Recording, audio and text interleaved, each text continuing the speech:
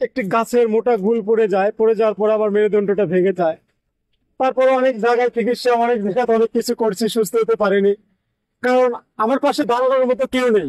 আমার যে জন্মদাতা বাবা, ওনারও দুটি ফুসফুস নষ্ট হয়ে গেছে। উনি এই যে যেমন শীতের ভিতরে বাঁচবে কিনা একমাত্র উপরওয়ালা জানে। আমার ভরসা ছিল যে অন্তত আমার বাবা আমার পাশে থাকবে। আমার বাবা আমাকে দেখলে অনেক কষ্ট পায়, এই জন্য আমার বাবাকে আমি দেশের বাইরে রেখে চলে আসছি আমার পরিবার নিয়ে। কখনো একবেলা খেয়ে, কখনো একবেলা না খেয়ে। বর্তমান যুগে ভাই বিশ্বাস করবেন না ভাই, গতকালকে আমাদের এক গ্লাস করে পানি খেয়ে থাকতে হয়েছে ভাই। কারণ কার কাছে চাবো? কারণ আমি চাইতে পারি না, আমার লজ্জা লাগে। আমি কিভাবে চাবো? কারণ আমার ভিতরে সেই মানুষত্ব নাই। কারণ আমি একটু হলেও পড়াশোনা করেছিলাম। অনেক মানুষ বলে যে তুমি তো হাত পাতলেই পারবা, কিন্তু আমি পারি না। আমি মরে যাব, তবু কারো কাছে ভিক্ষা চাইতে পারবো না। আমি শুধু দেশের সকল মানুষের কাছে বলবো, শিল্পপতি যারা রয়েছে, আমাকে একটু সহযোগিতা করলে আমি হয়তো বা ছোট্ট একটা ব্যবসা করে আমি 1 টাকা যদি ইনকাম করি, আমি ভাববো ওটা আমার হালাল রুজি রোজগার।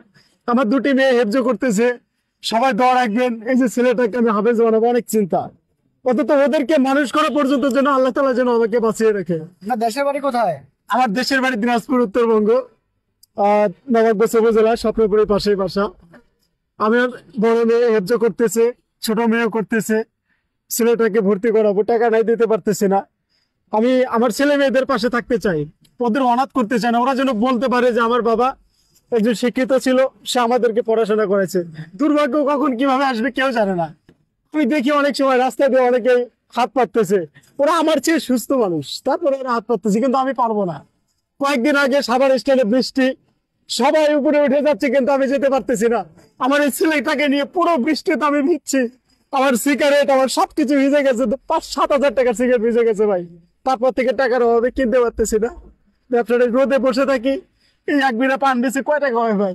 একটু সিগারেট বেচতে পারলে, সাথে একটু চা বিক্রি করতে পারলে, এটুকু হলে, এটুকু যদি সবাই আমার জন্য করতো, আমার আর কিচ্ছু দরকার নেই ভাই। আমার লাখ টাকার স্বপ্ন নেই ভাই।